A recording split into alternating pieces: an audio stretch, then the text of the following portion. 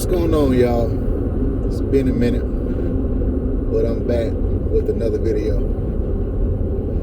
I want to talk about something that I went through the past couple of months, man. And it's about working in a warehouse environment. So, around September of last year, 2022, I ended up applying for a few positions with this company that will remain unnamed. But I ended up doing a few interviews and whatnot.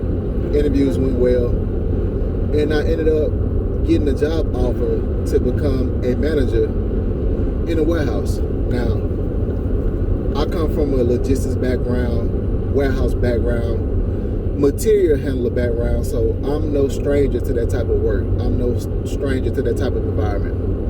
But I want to explain my situation and what happened to me and why I ended up leaving the warehouse and why I never plan on going back ever again. So like I was saying, man, September of 2022, I got the job offer. I left Alabama to come up to Maryland to start my role as a new manager in this warehouse. On paper, it sounded great, sounded legit, benefits were fine, never had a problem with a payment, never missed anything like that, so that was good. But what I realized from week one, I knew that I had to get up out of there, man. It was way too much. So week one, I get to my job site, right? I'm introduced to my manager, and I'm the second temp manager, and then you have supervisors. So that's the ranking system. So I'm the second temp manager. So I get there, my manager, he briefs me, okay, this is what's going on, this is what you be having to do, these are your roles and responsibilities, which was fine, right? So I go through orientation. My orientation was in a break room by myself. No problem. I go through orientation, go through the slides and whatnot, and I'm sitting there chilling for at least 2-3 days in this break room with nothing to do. And I realized, I'm like, hey, something's not right here. So time goes on. Okay, it's time for me to get on the floor. This is my first week. It's time for me to get on the floor. If you work in the warehouse, you know people always reference, hey, it's time to get on the floor. We have to do things on the floor, etc., etc. This is what y'all need to know, man. When y'all are applying for these positions in the interview stage, you need to get a understanding of okay, what are you going to be doing? Because a lot of companies, they like to pull the switcheroo. This is what I call it. You get hired for one thing, but then when you read your job description, when you finally get your packet of what you be doing, it'll be something totally different from what you interviewed for. You need to set the record straight right then and there and say, hey, are you sure this is what I'm going to be doing? Now, I got hired on as the logistics manager, but when I logged into the system and saw my actual job role, it said quality manager. Now, just being started for money's sake, a quality manager and a logistics manager is about a $20,000 difference. So titles matter, especially with these big companies. I know on smaller companies, they can give you any type of title and it ain't gonna really matter, right? You're gonna have to wear many hats. But for these big conglomerates, if you get hired on for one thing, you need to make sure that, okay, this is gonna be your exact job description. This is what you're gonna be doing, because a lot of companies, a red flag, they'll pull that switcheroo on you. You get hired for one thing, and then next thing you know, you're doing something else. That was the first red flag. So I get on the floor, right? I got hired for second shift. And I go into shift later on, because right now, shift is the dirty word to me. If you want to just make me be repulsed, mention shift. I can't stand it. Anyway, the first week in the warehouse, I get on the floor, and I immediately notice that something is wrong. So my shift I got hired for, they were on a new shift that they had just started. So this company had first shift and second shift. Before I got hired, a month before I got there, They put the second shift to third shift to do some type of inventory because we'll get ready to go into a new location. Second red flag. So the people that I'm supposed to be over, the people I'm supposed to be managing and whatnot, they weren't even there. So it was a good month and a half, 2 months, until I actually met the people that I would be supervising, that I would be managing. So for that first month and a half, I was in another section doing things that were not conducive to what I be doing on a day-to-day basis. I would get to work, I would get on my computer, and I would just sit there and just twiddle my thumbs. I'll walk around for a little bit, introduce myself to people, try to get a lay of the land, because I'm like, okay, it's clear y'all guys don't have a plan for me, so let me try to make a plan for myself just to give me something to do. So I roam around doing that for a little bit, introduce myself, trying to get some type of plan to action so I could make my mark in this company, right? So I'm doing that. My shift comes back. Y'all, when I tell you, so the people there were fine, don't get me wrong. The people that I worked with were fine. It was more so just the environment as a whole, man. And especially being the manager. I understand a lot of y'all, you need to pay the bills. You have children, you got rent, you got a mortgage, you got a car note. You need to pay the bills. I definitely understand that. But if you have the option not to work in the warehouse, I would strongly advise against it. Especially in these bigger conglomerates where you see that it's not listed in black and white what you're going to be doing. Now I know the job industry, things are liable to change, especially in logistics. It changes all the time. But you would think a company this big would have the ducks in a row.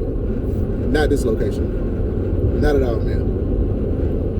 So going back to just knowing that this wasn't for me, especially being the manager.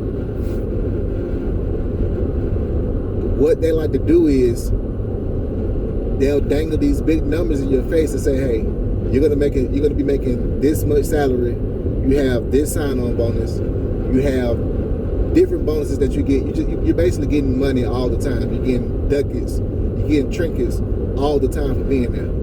And it sounds so good on paper, but what y'all do not know, your life that you had before you stepped in that warehouse, kiss it goodbye. It no longer exists. You have a family, kiss that goodbye. You have any extracurricular activities that you like to involve yourself with, kiss it goodbye. You like sleep, kiss it goodbye. You like having a sane mind, kiss all that stuff goodbye, man. Because that's what happened to me. Now, it might not have happened to you, but for all of the other managers that were on the floor and I was talking to about them, I said, hey, man, is this normal? I'm like, I'm feeling like this. And they were confirming my beliefs that, hey, this is not normal. They dingle these salaries in front of you to say, hey, you're going to be making this much money per year, and you're excited because you're like, okay, this is a lot of money. But the time that you have to invest, the hours that you have to work is not worth the money, man. If you don't have a family, if you don't have an outside life, if this is what you're going to do, you're going to make this your life, by all means, go ahead and do it. But to me, what I learned in this situation, I can always make the money back. What you cannot get back is your time. Time is very important to me, and that's one of the reasons I ended up leaving this company, because of my time. It got so bad to the, and I'm laughing right now because the company truck, I see it on the road right now. Like, that's how big they are. You see them on the road all the time. So it got so bad, y'all, to the point that stuff drove me to therapy. I had a mental breakdown. So I got hired in October. Around November, December, I have finally had enough. Like, what are you guys doing? Like, what is this? Wanted you to come in on Saturdays, which I don't have a problem, but wanted you to work every Saturday, and you're not getting compensated for this. Changing your shifts at the last minute. I got hired for second shift. I stayed on first shift. I wasn't complaining about that. Hey, we need you to come in and work overnight. What? I didn't get hired for that, but we're gonna pay you a few extra dollars to come in to do overnight shift. Okay, I went ahead and did it. They pay you that one time, and they don't pay you no more. It's just assumed, it's expected of you that you're gonna have to come in and do this. Not knowing, you can't plan your life. You cannot plan your life at all. You got a family trip or something that you want to do, you can't plan it. Everything has to be done at the last minute due to the company's needs. And it just wasn't the way to live life, man. The time that you had to spend in that warehouse, it felt like prison. And I've never been to jail, I've never been to prison. But imagine walking inside a concrete building, these fluorescent lights, no lights inside of the building. You're in there all the time, all these rules and regulations. Can't be on your phone. I'm a manager, so I got to be on my phone, but still. Can't be on your phone. Having to write people up for the smallest stuff, the stupidest stuff. It was just too much. And I could probably go into detail on another video, but guys, I'm here to tell y'all, if this is something that you have to do temporarily to get your bag up and dip, do that. I remember talking to one girl, and they were getting ready to fire her. She's one of the top performers, but they were getting ready to fire her. And I said, look at this place. Do you want this to be your life? Do you want this warehouse to be your life? Is this how you envision your life in the next 10, 15, 20 years? Walking inside of this warehouse, getting fat, eating gas station food. Is this what you want to do with your life? So when people would get fired or whatnot, I remember sometimes having to walk with them and talk with them as they were leaving, and I was telling them, I was like, man, this is a blessing in disguise. Like, yeah, I know you kind of mad because you don't have a way to have any income coming in from this job, but I'm like, bro, this is a blessing in disguise for you to get up out of here and do something that's more fulfilling. It wasn't fulfilling for me. The title wasn't enough. The paycheck wasn't enough. Everything that came with it just wasn't enough on top of receiving no form of training at all, man. It was just a boo-boo show from top to bottom. So I stayed there from October until last month, March. I planned my great escape, bro. It took me a few months for me to get up out of that warehouse because one, I'm all the way in Maryland. My family's back home in Alabama. My daughter's in Georgia. I have nobody up here. It's just me. I'm a foreign national, basically. I'm in a foreign land. Dead. I got to find a way to get up out of here. Two, like I said, you make all that money, but you don't have the chance to enjoy any of it. Any of it at all. I remember going to sleep and hearing forklifts backing up in my sleep. Hearing trucks backing up in my sleep. It was that bad. And y'all just don't understand, man, especially being the manager. And let's not get into the politics, everything else that goes on. As a manager, you get to see everything. You get to see stuff that everybody doesn't get to see. I'll just be looking at this like, bro, this is a zoo. This is a circus. I can't do this. I remember waking up some days and just asking myself, literally asking myself, okay, is this gonna be the day I quit? Is this gonna be the day I walk out and leave and don't come back and have no remorse? It got so bad to the point I was willing to leave this job with nothing set up, with no backup plan, no nothing. I was like, look, I'm ready to go home. I don't care. I'm about to get up out of here at any cost, at any expense, it doesn't matter. But I'm here to tell you, man, I'm so glad I got up out that situation. What I do now, I make less than what I was doing in Maryland, but like I said, man, I'm gonna find a way to make the money. I cannot get that time back. I get to spend time with my family now. I get to see my daughter more often. I get to do stuff at night. I want to do stuff at night.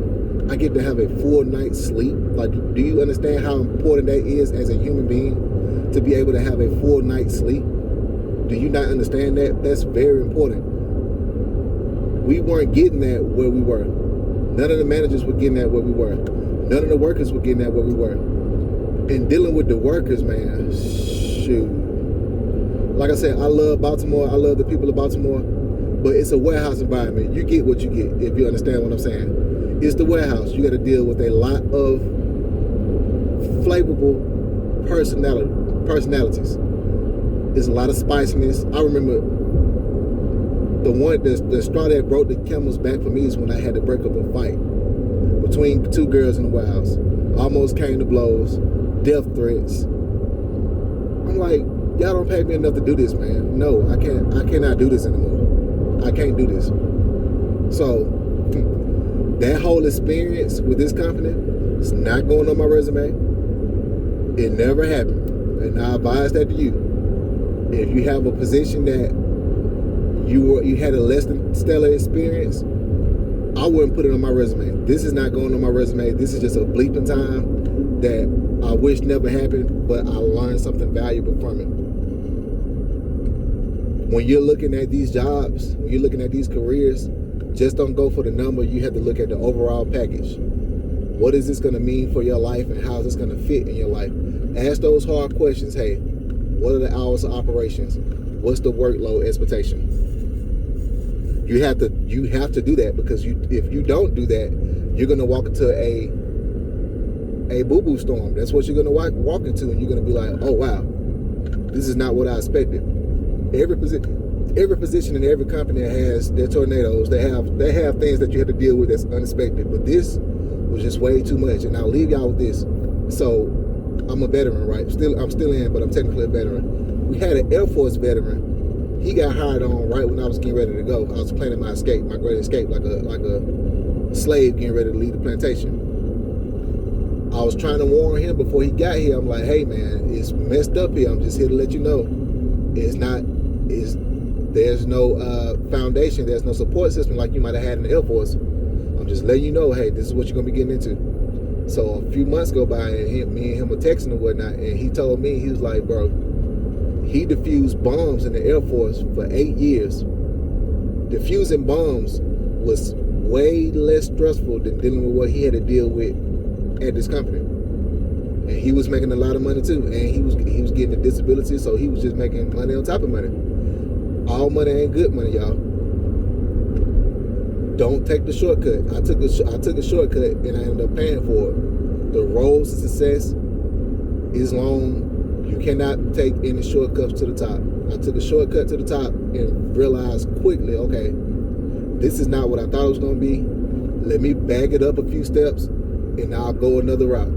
If it's going to deal with me dealing in that warehouse situation without just being overworked, stressed out, dealing with questions that you don't know the answer to because you have not had the proper training, trying to manage other people, dealing with those knuckleheads and knuckle girls on the job, it's just not worth it, man. It's not worth my peace. It's not worth my sanity. And one of the last things I'll leave y'all with, I remember my last day when I was getting ready to leave, man. And I remember walking out of that warehouse for the last time knowing that I'm never coming back. It felt so good. It felt so great to leave and just be like, this is over. This is something that I don't have to deal with for as long as I allow it. Just seeing that sunset, man, is one of the most beautiful moments of my life. So managers, workers, dealing with the warehouse, I feel your pain. I know what you're going through. It's a lot of money to be made, but it comes at the expense of your time. And you have to ask yourself, are you willing to trade that amount of time for that amount of money? Because you're not going to have any type of social life. And being social is very important to me, even though I'm an introvert. But you have to ask yourself, is it worth it? Because I'm telling you, you're going to live, breathe, and die on that floor, and they're going to come in and replace you with somebody else, and that business is going to keep on trucking. So just make sure whatever that you're doing, make sure that you have a quality of life that you want.